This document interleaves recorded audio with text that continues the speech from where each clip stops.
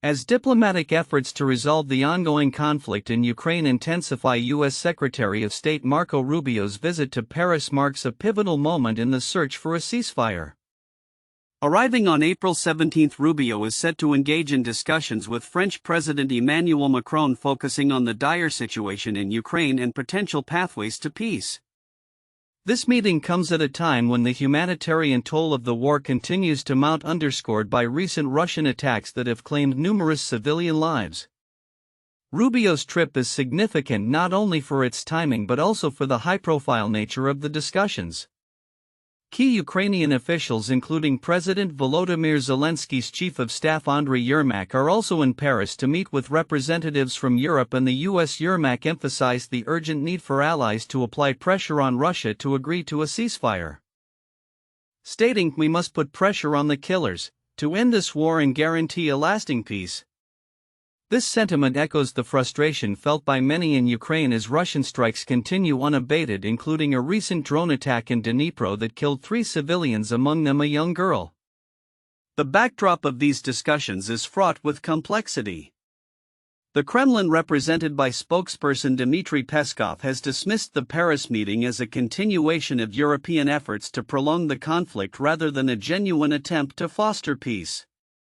This skepticism reflects broader tensions between the U.S. and Russia, especially following President Donald Trump's controversial approach to negotiations with the Kremlin, which has drawn criticism from European allies.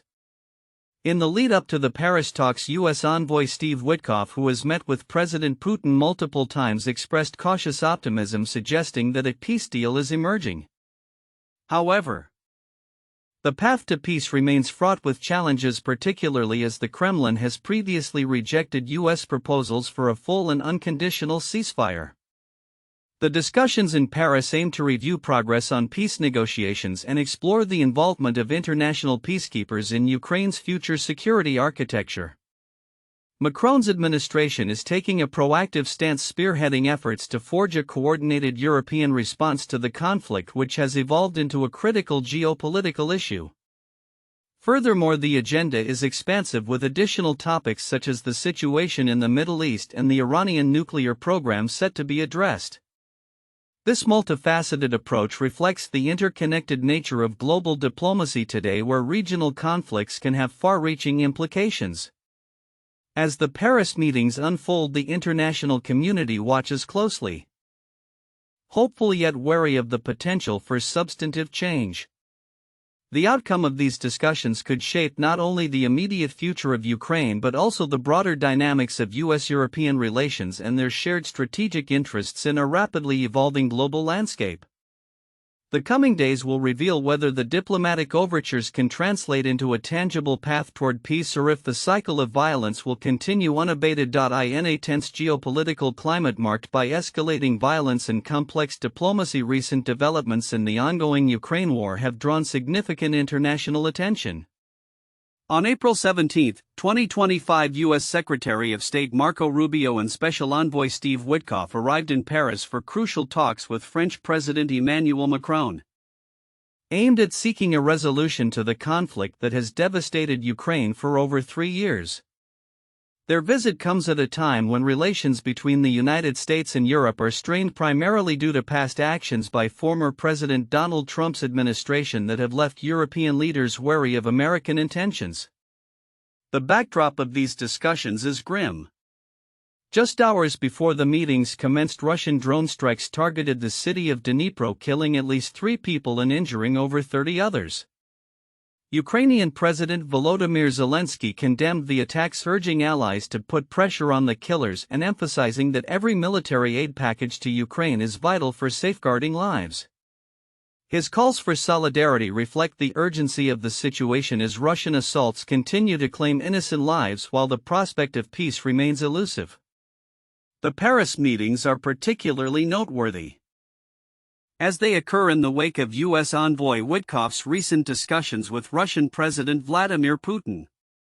These interactions have raised eyebrows, with analysts suggesting that the Kremlin may be manipulating U.S. officials to gain leverage in the conflict. Michael Clark, a security analyst, stated that the inclusion of European counterparts in this round of talks could signify a more hopeful direction in negotiations, though doubts linger regarding the US's commitment to Ukraine's sovereignty amid concerns about potential rapprochement with Russia. The talks also come amid a growing debate within Europe about military support for Ukraine.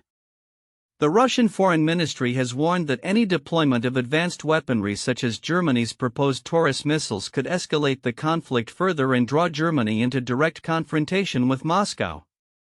Friedrich Merz, the incoming German chancellor, has expressed support for providing Ukraine with these missiles, a move his predecessor had previously resisted due to fears of provoking a wider war. In addition to military discussions, U.S. officials hinted at the potential for future economic agreements with Russia contingent on a ceasefire. The White House has suggested that financial partnerships could incentivize Moscow to end its campaign in Ukraine, though specifics remain unclear. Press Secretary Caroline Leavitt reiterated that any economic discussions would only take place after a formal cessation of hostilities. While high-level diplomacy unfolds in Paris, the humanitarian toll of the war continues to mount. In the southern city of Nikopol, a recent shelling resulted in the deaths of 2 civilians, highlighting the persistent dangers faced by Ukrainian citizens. Moreover, Russian drone strikes have indiscriminately targeted emergency services, injuring medics and drivers, further compounding the crisis on the ground. In a curious twist, Hollywood actor Jean-Claude Van Damme expressed his desire to serve as an ambassador of peace to Putin, a gesture that has drawn mixed reactions. While many celebrities have distanced themselves from the Russian leader since the invasion, Van Damme's overture stands out against a backdrop of widespread condemnation of Russian aggression. As the Paris talks unfold, the international community watches closely, hoping for progress toward a resolution. The complex interplay of military, economic, and humanitarian factors will shape the path forward as officials grapple with the pressing need for a durable peace in Ukraine. The coming days may prove pivotal in determining the future trajectory of the conflict and the relationships between key global players involved in this high-stakes geopolitical chess game. In a surprising display of admiration, Russian President Vladimir Putin has publicly praised tech billionaire Elon Musk, drawing parallels between Musk's visionary ambitions and the legacy of Soviet space engineer Sergei Korolev. During a recent address to students at Bauman Moscow State Technical University, Putin lauded Musk as a rare pioneer, emphasizing the importance of individuals who are driven by grand ideas and innovations. "You know, there's a man, he lives in the United States, Musk, who one might say raves about Mars," Putin remarked, highlighting Musk's aspirations for space exploration. This commendation is not an isolated incident. It follows a previous interview in February 2024 where Putin expressed confidence in Musk's relentless pursuit of technological advancements. "There is no stopping Elon Musk," he stated, indicating a desire to collaborate on critical issues like artificial intelligence. Putin's consistent praise of Musk underscores a broader narrative where the Russian leader seeks to align himself with influential figures in technology, possibly to enhance Russia's own image in the global tech landscape. However, Musk's relationship with Ukraine complicates the picture. The tech entrepreneur has faced backlash for allegedly echoing Kremlin narratives regarding Russia's ongoing invasion of Ukraine. His critiques of U.S. support for Ukraine and remarks about the need for a clear strategy have drawn ire from Ukrainian officials who accuse him of perpetuating pro-Russian propaganda. This duality in Musk's public persona, admired by some leaders while criticized by others, illustrates the complex interplay of technology politics and global diplomacy today. Meanwhile, in a separate yet equally significant event, Putin also welcomed Alexander Sasha Trufanov, a former hostage held by Hamas at the Kremlin. Trufanov's release after 498 days in captivity following a violent attack in October 2023 was characterized by Putin as a testament to Russia's diplomatic efforts in the Middle East. During their meeting, Putin urged Trufanov to thank Hamas for his release, framing it as a humanitarian gesture facilitated by Russia's enduring relationships within the region. Your release is a result of Russia's long-standing ties with Palestinians, Putin stated, positioning Russia as a mediator in the complex dynamics of the Israel-Palestine conflict. The Kremlin's approach to the hostage situation reflects a broader strategy of leveraging historical ties and diplomatic channels to assert influence in global affairs.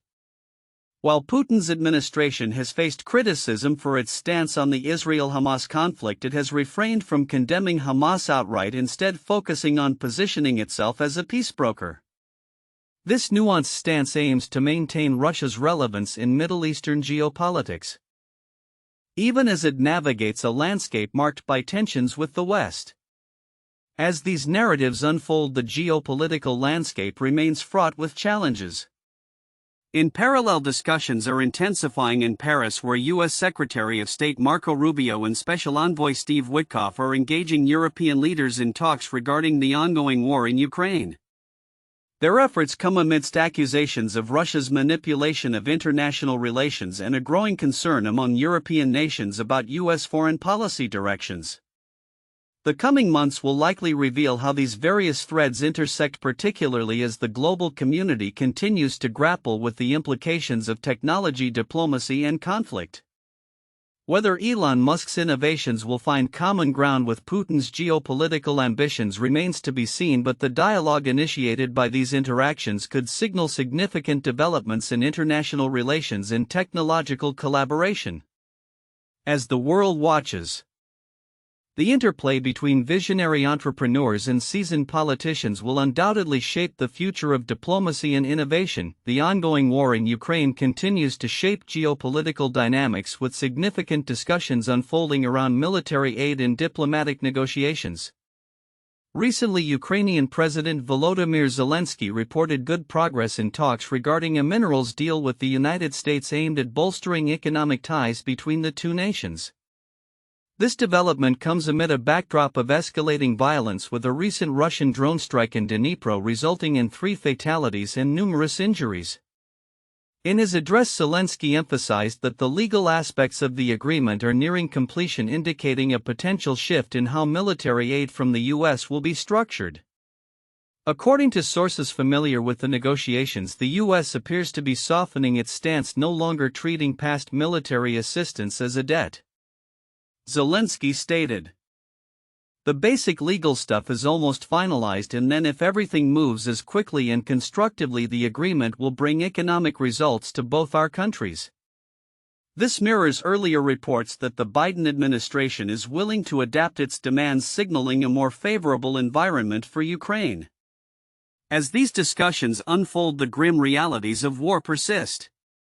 The recent drone attack in Dnipro not only claimed lives but also highlighted the continued threat from Russian forces, with Ukrainian officials confirming multiple casualties from separate attacks in regions like Kherson and Kharkiv. Zelenskyy has called upon allies to increase pressure on Russia, stating, "We must put pressure on the killers and help life to end this war and guarantee a reliable peace." This sentiment underscores the urgency felt by Kyiv as it navigates both military and diplomatic channels. Concurrently, high-level meetings are taking place in Paris, where U.S. Secretary of State Marco Rubio and Special Envoy Steve Witkoff are engaging with French President Emmanuel Macron and other European leaders. The talks aim to address the ongoing conflict and explore pathways to a ceasefire.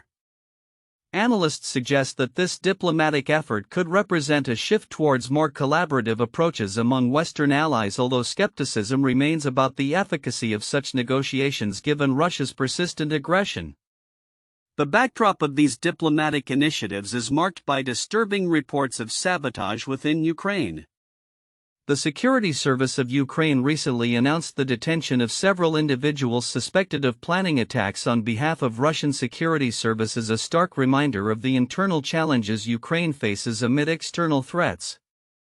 In the political sphere, the Kremlin has yet to clarify the status of its alleged moratorium on strikes against Ukraine's energy infrastructure, which has raised questions about Russia's commitment to de-escalation. The ongoing military operations and the recent arrest of officials in Russia for embezzlement related to border defense funds further illustrate the complexities within the Russian political landscape. As global leaders discuss potential economic partnerships as incentives for Russia to end its aggression, the situation remains precarious. Zelenskyy has articulated a clear stance: lasting peace can only be achieved through recognition of Ukraine's strength and capabilities, asserting that Russia must confront the consequences of its actions. Looking ahead, the diplomatic landscape promises to remain dynamic. With ongoing negotiations and military confrontations, both Ukraine and its allies are keenly aware that the path to peace will require not only strategic negotiations but also a unified front against Russian aggression. As these developments unfold, the international community will be watching closely, hoping for a resolution that restores stability to the region.